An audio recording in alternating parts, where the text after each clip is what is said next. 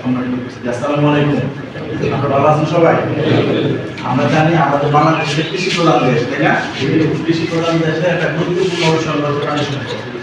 আমাদের চেয়ারম্যান চমৎকার বলেছে, আমাদেরকে টিকে থাকতে হলে, আমাদেরকে বেঁচে থাকতে হলে, আমাদের যে সমস্ত সন্তান আছে, আমাদের ভবিষ্যৎ প্রজন্ম আছে, তাদেরকে যদি আমরা সুস্থ সবল এবং মেধাবী জাতি হিসেবে গড়ে তুলতে চাই, তাহলে আমাদের এই প্রাণী সম্পদের একটা গুরুত্বপূর্ণ ভূমিকা আছে। আমরা বলি কেপিআই, কি পয়েন্ট ইন্ডিকেটর। আমরা প্রাণী সম্পদে যে আমাদের প্রশিক্ষণ দিলাম, আমাদের উৎপাদনশীলতা বৃদ্ধি পাইল, সবকিছু রেজাল্ট হলে আমরা কিন্তু উৎপাদনে আমাদের এই প্রকাশ পাই। এটা কি দুধ, মাংস, ডিম, আমরা বলি কি পয়েন্ট ইন্ডিকেটর। এই দেশের দুধ, মাংস, উৎপাদন বাড়বে। তো সেই লক্ষ্যে কিন্তু আমরা সবাই কাজ করে যাচ্ছি। আমাদের সরকারি বেসরকারি সবার উদ্দেশ্য একটাই, আমাদের যে সমস্ত গভর্নমেন্ট আছে তাদের উৎপাদন এবং উৎপাদনশীলতা বৃদ্ধি করা। তো প্রায় এমন একটি প্রতিষ্ঠান, তাদের কিন্তু এই কাজের মধ্যে ধারাবাহিকতা আছে। আপনারা সবাই জানেন আমাদের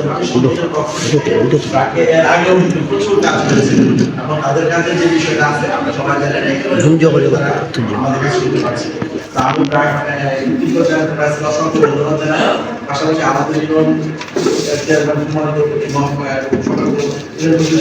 উনি অনেক কাজ করেন, ওনার সাথে আমার অনেক কথা হয় না, কিন্তু আমি প্রায় কিন্তু আমরা যখন মিটিং করি ওনার কথা শুনি, উনি আপনাদের থেকে আপনাদেরকে ধারণ করেন। উনি কথা কম বললেও যেটুকু বলেন বোঝা যায় আসলে আপনাদের আন্তরিকতা আছে। এটা কিন্তু সবসময় আমরা হয়তো বলার সুযোগ পাই না, কিন্তু বুঝি আমরা। তো আপনাদের সবার জন্য অনেক অনেক দোয়া এবং শুভকামনা রইল। আপনি একটু জেনেছেন, আবার আজকে শেষ কর্মটি করব। আমি আমার বাড়ি হচ্ছে নরসিংদীতে, দূরে হয়ে যায়। আপনাদেরকে আমার সবসময় জীবনবাসীর কথা মনে থাকবে, আপনাদের কথা মনে থাকবে। আপনারা সবসময় আমাদের প্রাণী সম্পদ অফিসে যাবেন। এই যে প্রাণী সম্পদ অফিস যেটা, কোন অফিস বলেন তো? পশু হাসপাতাল। এই হাসপাতালে 1 বছর আগে কেন ছিলাম? আমি ছিলাম না। 1 বছর ছিলাম, আগামীকাল দেখতে হবে ওরা থাকবে না। কিন্তু অফিস তো থাকবে। অফিসটা আসলে কার অফিস বলেন তো? আপনাদের অফিস। এই জিনিসটা আপনারা ধারণ করতে হবে যে প্রাণী সম্পদ অফিস, কৃষি অফিস, মৎস্য অফিস, এই অফিসগুলো আপনাদের। এই অফিসগুলোতে সেবা দেওয়া, মন-মানসিকতা, সেবা পাওয়ার মানুষতা আমাদের উভয় পক্ষের কিন্তু সমভাবে আমরা ব্যয় করতে হবে। তারপরে ইনশাআল্লাহ আমাদের সম্মানিত পিডব্লিউসি চ্যানেলের মধ্যে আছে, ওনার মাধ্যমে আমাদের সেবা যেগুলো আছে ওগুলো নিশ্চিত করার চেষ্টা করবেন। আমরা বিশ্বাস করি জমিগঞ্জ এগিয়ে যাবে।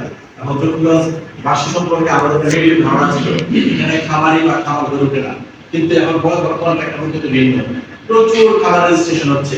গত 1 বছরে আমরা 37টা খামার রেজিস্ট্রেশন করেছি জমিগঞ্জে, এবং অধিকাংশ আছে, ডেলিও আছে। আশা করি ইনশাআল্লাহ আপনারা আমাদের সাথে থাকবেন, আমরা সবাই মিলে চমৎকার বাংলাদেশ গড়ে তুলি।